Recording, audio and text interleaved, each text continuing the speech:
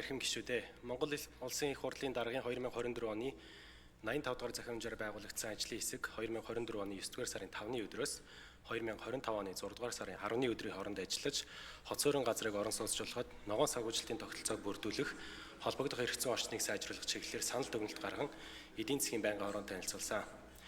Эдийн засгийн байнгын хороо Монгол Улсын их хурлын тухай хуулийн 5 дугаар зүйлийн 5-ын 1 дэх хэсэг, Монгол Улсын их хурлын чуулганы хуралдааны дэгийн тухай хуулийн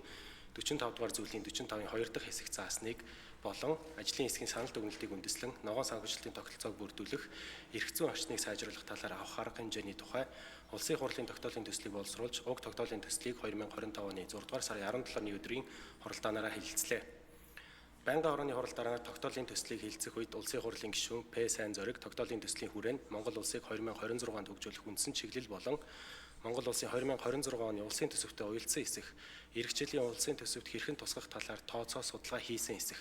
эдийн засгт үзүүлэх нөлөөлийн талаар хийсэн дүгнэлт байгаа хэсэх, сууц өмчлөгчдийн холбооны эрх зүйн байдлын тухай хуулийг тодорхой болгох, ногоон орон сууцны загвар стандартын талаар мэдээллийн сан бүрдүүлсэн хэсэх, бэлтгэл ажлын талаар асуулт асууж хариулт авлаа.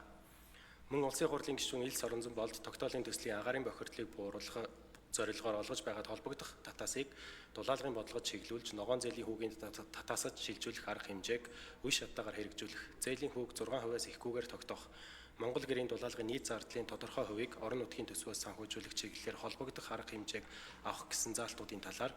Улсын хурлын гишүүн П. Сайн зориг хуучны орон сууцыг дулаалгах асуудлыг нийслэлд хариуцуулан иргэдэд хариуцлагатай хамтран ажиллахын зүйтэй талаар мөн сууц өмчлөгчдийн холбооны эрх зүйн байдлын тухай хуулийг боловсронгуй болгож, Улсын хуралд өргөн мэдүүлэх арга хэмжээг яаралтай авах, дулаалгын асуудлаас сэргээгдэх эрчим хүчээр шийдэж байгаа иргэдийг газрын төлбөрөөс тодорхой хугацаагаар чөлөөлөх гэх зэрэг урамшууллын системийн тогтолцоог бий болгох, ипотекийн зээлийн тодорхой хэсгийг банкнуудтай тохирч дахин төлөвлөлт, гэр ороолын орчинд баригдаж байгаа орон сууцнуудыг дэмжих, ногоон зээлийг стандартын шаардлага хангасан дулаан алдагдaltaгүй орон сууцад олгох,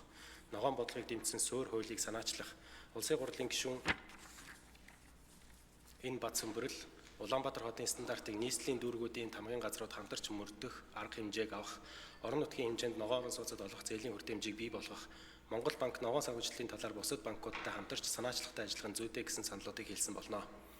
Тогтоолын төслийг байнгын хорооны хуралдаанд оролцсон гишүүдийн олонх дэмжиж, Монгол Улсын их хурлын чуулганы хуралдааны дэгийн тухай хуулийн 45 дугаар зүйлийн 45-ын 2 дахь хэсэг заасныг баримтлан чуулганы нэгдсэн хуралдаанаар хэлэлцүүлж, батлуулахын зүйтэй гэж үзлээ.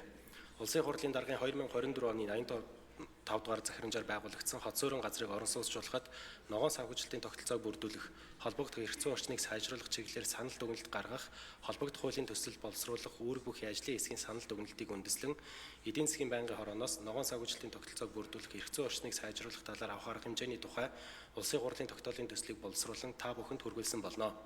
Улсын хурлын эрхэм гишүүдээ